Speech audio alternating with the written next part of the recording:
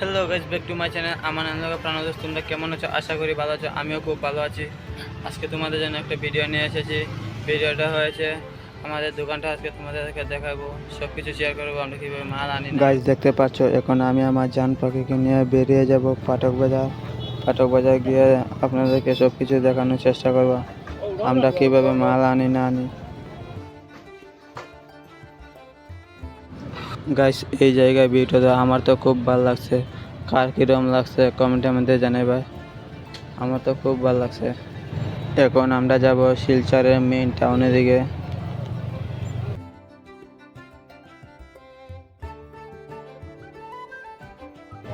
Guys এখন আমরা main টাউনে এসে গিয়েছি।